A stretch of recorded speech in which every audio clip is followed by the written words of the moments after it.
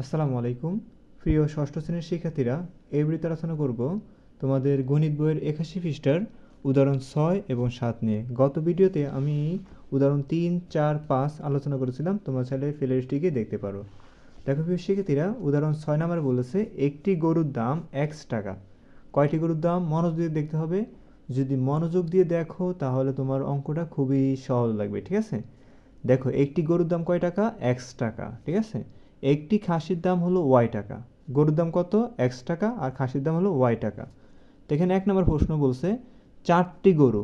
দেখো একটি গরুর দাম যদি x টাকা হয়, 4টি গরুর দাম কত হবে? 4x টাকা হবে। 6টি খাসি। দেখো একটি খাসির দাম যদি y টাকা হয়, তাহলে 6টি খাসির দাম কত হবে? 6y টাকা হবে। মোট দাম, মোট মানে কি? যোগ। যদি বলে তোমার মোট করতে, তাহলে যোগ করবা। আর যদি বলে পার্থক্য করতে, তা বিয়োগ করবা। অন্তর করতে বলে বিয়োগ করবা, ঠিক আছে? সমষ্টি করতে বলে যোগ করবা। সমষ্টি বলে যোগ, মোট বললে যোগ, আর অন্তর বললে বিয়োগ, আর বিয়োগ বললে বিয়োগ, আর পার্থক্য বললেও বিয়োগ, ঠিক আছে? এখন তো বলছে এখানে 4টি গরু ও 6টি খাসির মোট দাম কত? তো তোমরা সমাধান কি লিখবা? লিখবা যে 4টি গরু ও 6টি খাসির দাম। দেখো একটি গরুর দাম যদি x টাকা হয়, তো 4টি গরুর দাম কত হবে? 4x টাকা হবে। আর এখানে মোট বলার কারণে যোগ হবে, তো এখানে দেখো 4x, মোট বলার কারণে এখানে যোগ লেখা হয়েছে, যে মোট দাম মানে যোগ, ঠিক আছে? দেখো একটি খাসির দাম যদি y টাকা হয়, তো 6টি খাসির দাম কত হবে? 6y টাকা হবে, 6y, ঠিক আছে? তো 4x যোগ 6y টাকা। এবার আসো 2 নম্বর প্রশ্ন কি বলছে? 60টি গরু। দেখো একটি গরুর দাম হচ্ছে x টাকা, 60টি গরুর দাম কত হবে? 7x টাকা হবে। ও 5টি খাসির দাম। দেখো একটি খাসির দাম যদি y টাকা হয়, তো 5টি খাসির দাম কত হবে? 5টি খাসির দাম হবে 5y টাকা। তোমাদের কাছে একটা প্রশ্ন, হ্যাঁ, 10টি খাসির দাম কত হবে তা কমেন্ট করে লেখো। 10টি খাসির দাম কত হবে তা কমেন্ট করে লেখো। তো তাহলে বুঝতে পারবে তোমরা বুঝছো। দেখো দেখো 60টি গরুর দাম যদি হয়, একটি গরুর দাম যদি x টাকা হয়, 60টি গরুর দাম হবে 7x টাকা। তো আমি লিখবো 60টি গরু ও 5টি খাসির দাম, মোট দাম, মোট মানে যোগ। তো 60টি গরু, একটি গরুর দাম x টাকা, 60টি গরুর দাম হলো 7x টাকা। মোট বলছে সেজন্য যোগ লেখা হয়েছে। দেখো একটি খাসির দাম যদি y টাকা হয়, 5টি খাসির দাম হবে 5y টাকা। ওকে, তো আমাদের যেগুলো বলছে সেগুলো আমাদের করা শেষ। উদাহরণ 7-এ আসো। উদাহরণ 7-এ বলছে প্লাবন 6টি কলম। কয়টি কলম? 6টি কলম ও 3টি খাতা। কয়টি খাতা? 3টি খাতা। এটা কার কাজ? প্লাবনের 6টি কলম এবং 3টি খাতা। এবার আসো শ্রাবণ। শ্রাবণের 4টি কলম, 5টি খাতা। বলো তো শ্রাবণের কয়টি কলম? 4টি কলম। কয়টি খাতা? 5টি খাতা। করে করে। এখন দেখো কে কয়টা করে? দেখো প্লাবন করছে তোমার 6টি কলম এবং 3টি খাতা, আর শ্রাবণ করছে তোমার 4টি কলম এবং 5টি খাতা করলো। একটি কলমের দাম, দেখো একটি কলম দাম x টাকা, আর একটি খাতার দাম হলো কয় টাকা? y টাকা। ওকে, তো প্রশ্ন এখানে কি বলছে ক নম্বরে? এটি হচ্ছে সৃজনশীল প্রশ্ন, এগুলো তোমাদের পরীক্ষাতে আসতে পারে এই প্রশ্নটা। প্লাবনের মোট খরচ বীজগাণিতীয় রাশির মাধ্যমে প্রকাশ করতে হবে, মানে ইংরেজির মাধ্যমে প্রকাশ করতে হবে, ঠিক আছে? বীজগণিতের মাধ্যমে প্লাবনের মোট খরচ বীজগাণিতীয় রাশির মাধ্যমে প্রকাশ করো, ঠিক আছে? এখন দেখো এখানে প্লাবন কই? এই যে প্লাবন। দেখো প্লাবনের 6টি কলম এবং 3টি খাতা। এখন দেখো একটি কলমের দাম, দেখো কি বলছে? প্লাবনের 6টি কলম এবং 3টি খাতার কথা বলছে এখানে। তো একটি খাতার দাম কত? x টাকা হলে 6টি, একটি কলম দাম যদি x টাকা হয়, 6টি কলম দাম কত হবে? 6x টাকা হবে, ঠিক আছে? তারপর দেখো একটি খাতার দাম যদি y টাকা হয়, তো 3টি খাতার দাম কত হবে? 3y টাকা হবে। তো আমরা লিখবো ক নম্বর সমাধানে একটি কলমের দাম। দেখো একটি কলম দাম x টাকা, একটি কলম দাম x টাকা। তো বলছে কি এই ফেলাবন কিন্তু কয়টি কলম? 6টি কলম। তো লিখবো অতএব 6টি কলমের দাম হবে 6x টাকা। আবার দেখো একটি খাতার দাম y টাকা, লিখলাম একটি খাতার দাম y টাকা। তো 3টি খাতার দাম কত হবে? তো অতএব 3টি খাতার দাম হবে 3y টাকা। তো আমাদের এখানে কি বলছে? বীজগণিতীয় রাশির মাধ্যমে প্রকাশ করতে বলছে, এবং মোট খরচ মানে বলছে ফেলাবনের মোট খরচ, হ্যাঁ, বীজগণিতীয় রাশির মধ্যে প্রকাশ করতে বলছে মোট খরচ। দেখো এখানে সে 6টি কলম কিনছে, 3টি খাতা কিনছে, দোনোটাতে খরচ হয়েছে, মোট খরচ হয়েছে। এই দুইটা যোগ করলে হয়ে যাবে। তো আমরা কি একটা পাইছি কি 6x টাকা, আর একটা পাইছি তোমার 3y টাকা, দুটো যোগ করে দিব। তো লিখবো ফেলাবনের মোট খরচের বীজগণিতীয় রাশি হলো 6x এর সাথে 3y কি হবে? যোগ হবে, কারণ মোট বলছে এখানে। তো 6x প্লাস 3y। আশা করি তোমরা ক নম্বর বুঝতে পেরেছো। তারপর খ নম্বর কি বলছে, দুইজনের মোট খরচের পরিমাণ নির্ণয় করো। মোট দুইজনের মোট করতে হবে, দুইজনের যোগ করতে হবে। একজনেরটা তো আমরা পাইছি যে একজন কি ফেলাবন, তো আমরা লিখবো ক হতে পাই, যে ক হতে কি পাইছি, ফেলাবনের মোট খরচ পাইছি, তো লিখবো ক হতে পাই ফেলাবনের মোট খরচের বীজগণিতীয় রাশি কি 6x + 3y, 6x + 3y, ঠিক আছে। এবার আসলে আমরা শ্রাবণেরটা বের করব, বলছে কি এখানে দুইজনের মোট খরচের বের করতে বলছে, তো আমরা দুইজনের মোট খরচ বের করব। তো আমরা প্লাবনটা বের করছি, এখন শ্রাবণটা বের করব, ঠিক আছে। এখন দেখো শ্রাবণের কয়টি কলম কিনছে, 4টি কলম, 5টি খাতা কিনছে। একটি কলম দাম x টাকা আর একটি খাতা দাম y টাকা।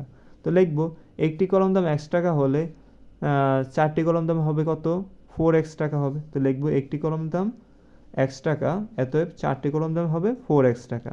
আবার দেখো একটি খাতার দাম যদি y টাকা হয়, 5টি খাতার দাম হবে 5y টাকা। একটি খাতার দাম y টাকা, অতএব 5টি খাতার দাম হবে 5y টাকা। তাই এই দুইটা যোগ করবো আমরা, 4x এর সাথে 5y যোগ করব। তো সুতরাং শ্রাবণের মোট খরচের বীজগণিতীয় রাশি, এই 4x এর সাথে 5y যোগ করব, তো 4x + 5y। এখন দেখো এখানে আমরা কার মান পাইছি বলো তো, শ্রাবণের মোট খরচ পেয়েছি কত, 4x + 5y। আর প্লাবনের মোট খরচ পেয়েছি কত বলো তো, 6x + 3y। আর শ্রাবণের পাইছি 4x + 5y, ঠিক আছে। এখন আমাদের বলছে কি, প্রশ্ন বলছে যে দুইজনের মোট খরচের পরিমাণ নির্ণয় করতে বলছে। তো দুইজনের মোট খরচ মানে কি, দুইজনেরটা যোগ করতে হবে মোট। তো লিখবো সদৃশ্য পদ নিচে নিচে সাজিয়ে পাই। সদৃশ্য পদ মানে কি, সদৃশ্য পদ মানে হলো তোমার যে x, এখানে x আছে, এটাও আমরা একসাথে রাখবো। এই y, এখানে y আছে, yগুলো আমরা কাছাকাছি মানে উপর নিচে রাখবো, ঠিক আছে। তো সেটাকে বলে সাদৃশ্য। এখন দেখো এখানে প্রথম কি আছে, 6x + 3y, লিখবো 6x + 3y। তোমরা এই লেখাটা না লিখলে চলবে। আর এখানে আর নিচে কি লিখবা, এই যে 4x + 5y, মানে 3x + 6x + 3y সাথে 4x + 5y কি করতে হবে, যোগ করতে হবে। কেন যোগ করব, কারণ এখানে বলছে মোট খরচের পরিমাণ নির্ণয় করতে বলছে। তো 6x + 3y আর এই 4x + 5y যোগ করব। এখন দেখো যোগ করব, সরি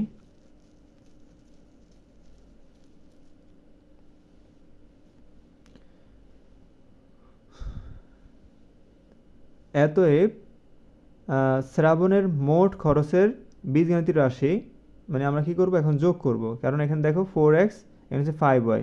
তো এখানে দেখো 4x এর সাথে 5y কি করব, যোগ করব। তো 4x + 5y, ঠিক আছে। এই দুইটা কি করা আছে, যোগ করা আছে। কেন যোগ করব, কারণ আমাদের বলছে মোট খরচের পরিমাণ বের করতে বলছে। এখন দেখো এখানে সেই কলম কিনছে 4টি আর খাতা কিনছে 5টি, এই দুটো যোগ করব। তো 4x + 5y। এখন আমাদের শেষে প্রশ্নে কি বলছে, যে দুইজনের মোট খরচের পরিমাণ নির্ণয় করো। তো দুইজন, এ একজন মোট দুইজন, এই দুইজনের মোট করতে হবে, মোট মানে যোগ করতে হবে। এখন দেখো 6x + 3y, এখানে হচ্ছে এই যে প্রথম 6x + 3y লেখা হলো, আর পরে কি লিখবো, 4x + 5y, 4x + 5y। এখন এই দুইটা যোগ করবো আমরা। 3y সাথে 5y যোগ করলে, মানে 3টা y এর সাথে 5টা y যদি যোগ করো 8টা y হবে। এই ফেলাসের ফেলাস, 6টা x এর সাথে 4টা x যোগ করলে হবে 10টা x। ওকে, তো কি দাঁড়াইছে এখানে, দুইজনের মোট খরচের পরিমাণ দাঁড়াইছে কি, দুইজনের মোট খরচের পরিমাণ দাঁড়াইছে 10x + 8y, 10x + 8y। এটা হলো তোমার উত্তর। এবার দেখো গ নাম্বার কি বলছে, দেখো তোমরা, যদি x = 15 হয়, মানে x এর মান তোমার 15 হয়, y এর মান যদি 25 হয়, মানে x এর মান দেওয়া আছে তোমার 15 এবং y এর মান দেওয়া আছে তোমার 25, তবে প্লাবন ও শ্রাবণের খরচের অনুপাত নির্ণয় করো। অনুপাত মানে কি জানো, এই অনুপাত মানে হলো ভগ্নাংশ, অথবা যে অনুপাত চিহ্ন এরকম, ঠিক আছে। এইভাবে তোমার নির্ণয় করতে হবে, এই অনুপাত রাখতে হবে তোমার, ঠিক আছে। এখন দেখো x এর মান তুমি 15 ধরবা আর y এর মান তুমি কি ধরবা, 25 ধরবা। তো প্লাবন এবং শ্রাবণের মোট খরচের অনুপাত বের করতে হবে। দেখো প্লাবনের মোট খরচ কত হয়েছে, 6x + 3y। আর শ্রাবণের মোট খরচ কত, 4x + 5y। এই দুইটার কি করতে হবে, অনুপাত করতে হবে, ঠিক আছে। যেখানে x থাকবে সেখানে আমরা 15 লিখবো, যে এখানে x আছে, x এর জায়গায় 15 লিখবো, এখানে y আছে, y এর জায়গায় আমরা 25 লিখবো, ঠিক আছে। তো আমি অপর পৃষ্ঠায় উল্টাই। তো গ নাম্বার দিয়ে লিখবো x = 15 আর y = 25। তো প্লাবনের মোট খরচ কি ছিল, 6x + 3y ছিল। তো এই 6-এর 6 লিখবো, 6-এর সাথে x গুণ আছে এই জন্য ইন্টু দেওয়া হলো, অথবা গুণ চিহ্ন দিলে হবে। এখানে ইন্টু মানে গুণ বুঝাইছে, আর x মানে কত 15, x মানে কত 15, এখানে 15 রাখা হয়েছে। এই যোগের যোগ 3 হবে, 3-এর সাথে y গুণ আছে এই জন্য ইন্টু দেওয়া হলো। এখানে y মানে কি, এই y মানে 25, এই 25 লেখা হলো।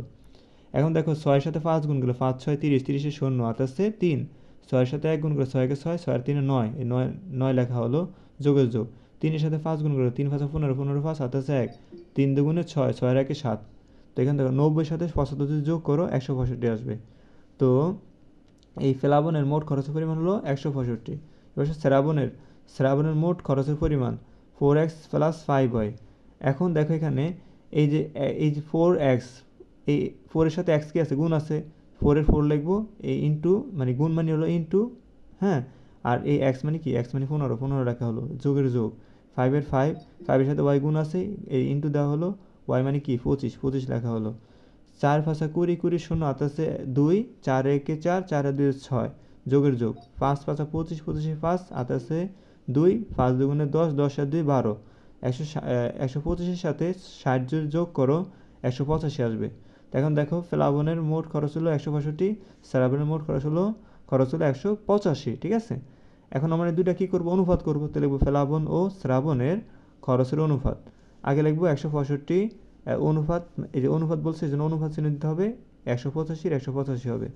এখন দেখো তুমি এই 165-কে তুমি 5 দ্বারা ভাগ করতে পারবা, 185-কে তুমি 5 দ্বারা ভাগ করতে পারবা। কীভাবে বুঝলাম আমি, দেখো এখানে সংখ্যার শেষে 5 আছে, এখানে সংখ্যার শেষে 5 আছে, অবশ্যই 165 5 দ্বারা ভাগ দেব, 185 5 দ্বারা ভাগ দেব।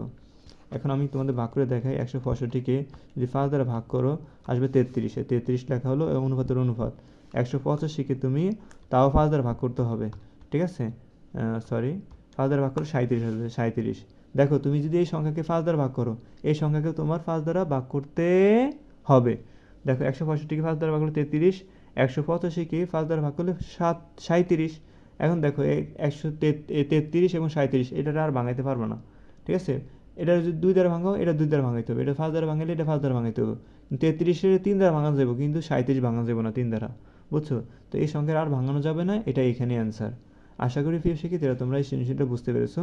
পরবর্তী ভিডিওতে কাজ 1 এবং কাজ 2 এই ছকের এবং কাজ 3 আলোচনা করব এই চ্যানেলে, ইউটিউব চ্যানেলে।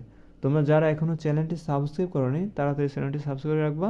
যখন আমি ভিডিওটি ছাড়বো তখন তোমাদের কাছে নোটিফিকেশন আগে চলে যাবে এবং তোমরা এগুলো দেখতে পারবা।